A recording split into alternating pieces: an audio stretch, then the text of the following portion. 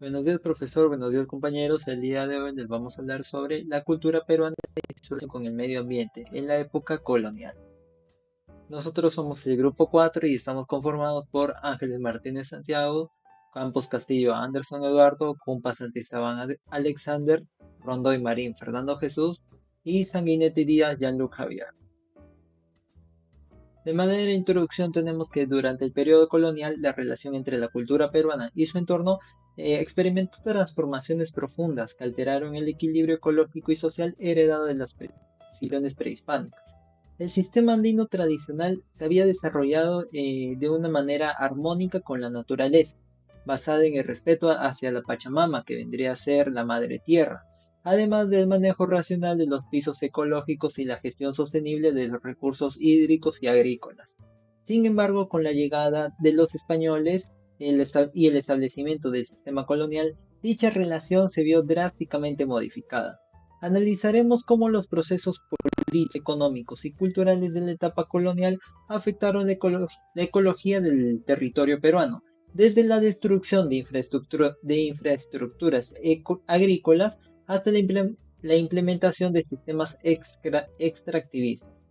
Cada aspecto se aborda desde una perspectiva ecológica, destacando los impactos sobre la biodiversidad, la resiliencia ecosistemática y los servicios ecosistémicos que sustentaban a las comunidades andías.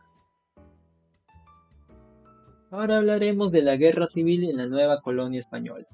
Las guerras civiles entre los conquistadores españoles, como los conflictos entre pizarristas y almagristas, tuvieron un efecto devastador sobre los sistemas ecológicos del territorio peruano.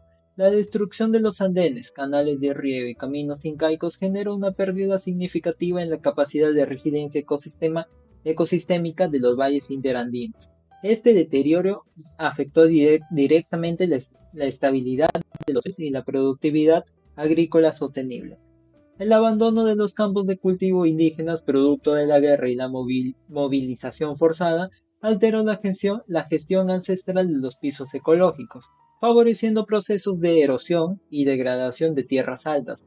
Además, la caza intensiva de fauna nativa como llamas y alpacas, además de otros auquénidos, para alimentar a las tropas coloniales provocó la disminución de especies domesticadas esenciales en la economía andina, afectando el equilibrio entre las comunidades humanas y su entorno natural.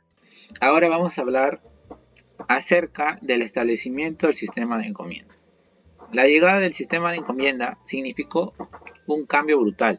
Destruyó la forma tradicional en que la gente andina cuidaba su medio ambiente, al obligar a pagar tributos con productos o con trabajo. Se rompió la ley del ayo, la comunidad, de ayudarse mutuamente y de trabajar sus tierras de manera sostenible. Las comunidades indígenas se vieron forzadas a sobreexplotar sus cultivos para poder cumplir con las exigencias españolas, y esto agotó rápidamente la capacidad de recuperación natural de la tierra. Además, los españoles obligaron a las personas a vivir juntas en reducciones. Esto eliminó la antigua costumbre de vivir dispersos, que además permitía usar los recursos de forma equilibrada. Este cambio hizo que el paisaje se deteriorara más rápido y se perdió mucha sabiduría ancestral sobre cómo manejar el agua y los suelos. Ahora hablaremos acerca de la explotación de las comunidades indígenas.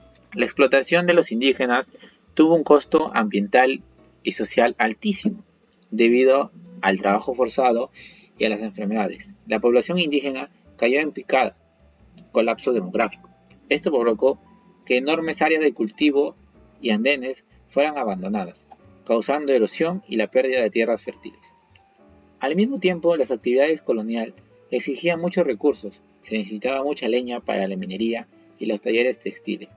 Esto causó una deforestación masiva y, por supuesto, una gran contaminación. La pérdida de tanta gente que sabía trabajar la tierra también significó que se perdiera para siempre los conocimientos sobre las técnicas sostenibles para cultivar y manejar el agua, algo vital para la vida de los Andes. Bueno, ahora me tocará hablar sobre las rebeliones indígenas contra los españoles. Bueno, las rebeliones indígenas, como la del movimiento Taquioncoy y la de Túpac Amaru II, fueron también una manifestación ecológica y cultural, porque a través de ellas los pueblos originarios buscaban restaurar la armonía cósmica y el equilibrio de la Pachamama, quebrantando por la colonización y la explotación ambiental. Estos levantamientos, sin embargo, tuvieron efectos contradictorios en el entorno, por ejemplo, la quema de haciendas, el saqueo de ganado y la destrucción de cultivos como tácticas de guerra que alternaron temporalmente los paisajes agrarios y los sistemas de producción. Pese a ello, simbólicamente representaron una defensa de territorio, de los servicios ecosistémicos y de la cosmovisión andina frente al modelo extravista colonial.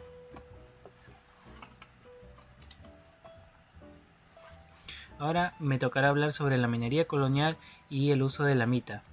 La minería colonial fue la base de la economía virreinal, pero también causó un grave daño ambiental. El uso de mercurio para extraer la plata en Potosí y Huancavelica contaminó los suelos y ríos, afectando los suelos y la calidad del agua. Dichos efectos tóxicos persisten hasta hoy en sistemas como en el río Rímac. La gran necesidad de leña para fundir metales causó una deforestación masiva, alterando el ciclo del agua y generando erosión. Además, la mita minera obligó a muchos indígenas a dejar sus comunidades, rompiendo el equilibrio ambiental andino y concentrando los daños ecológicos en el altiplano.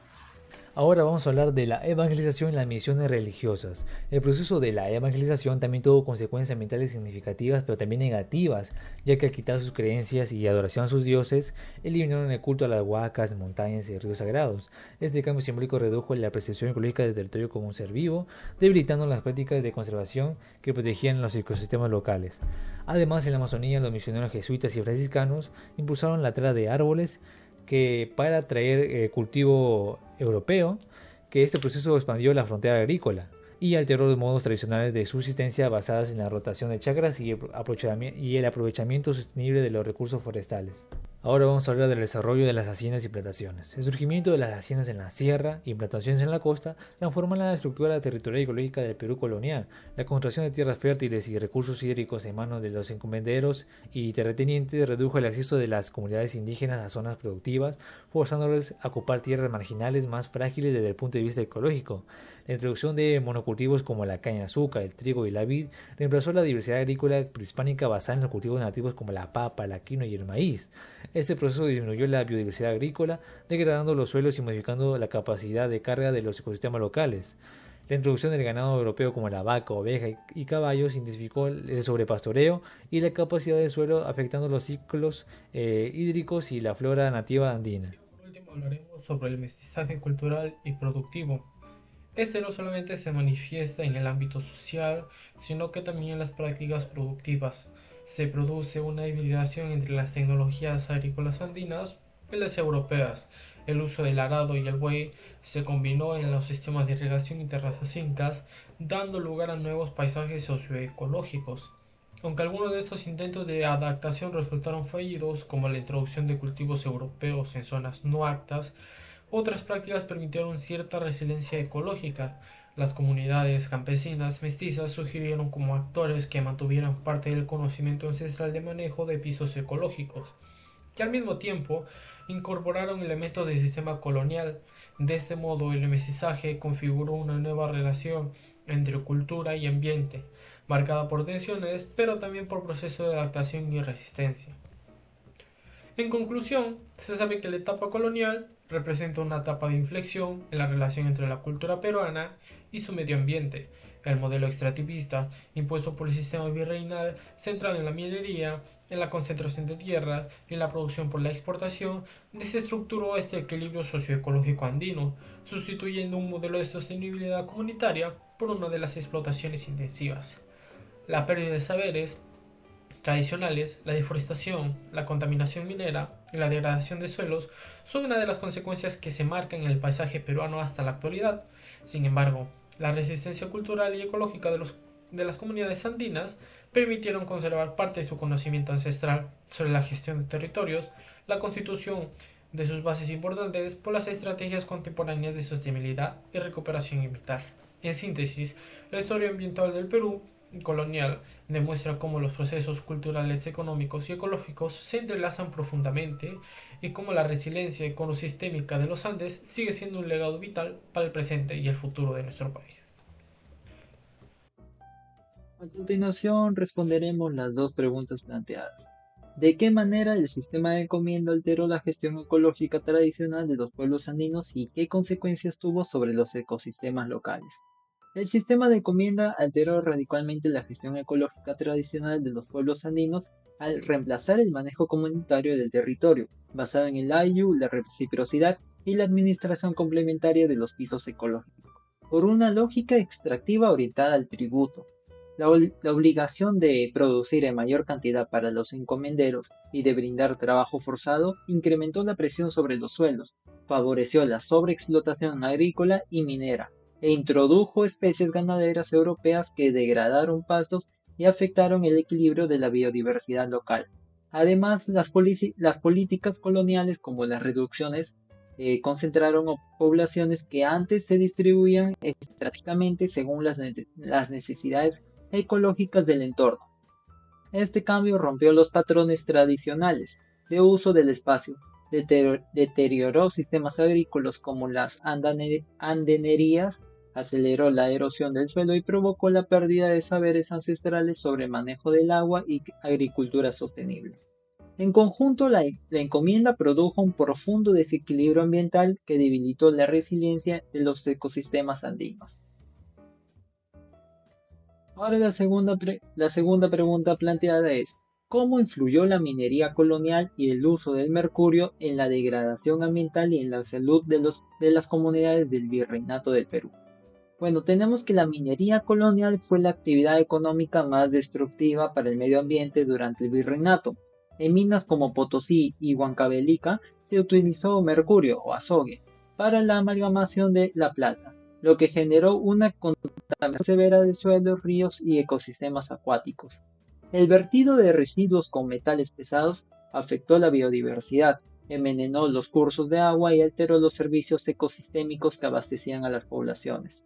Asimismo, la demanda de la leña para los hornos de fundición produjo una deforestación masiva, afectando el ciclo hidrológico y aumentando la erosión.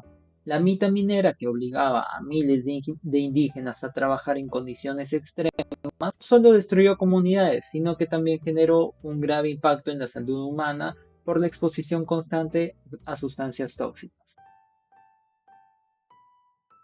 Muchas gracias por su atención y esperamos que esta exposición haya sido de su agrado.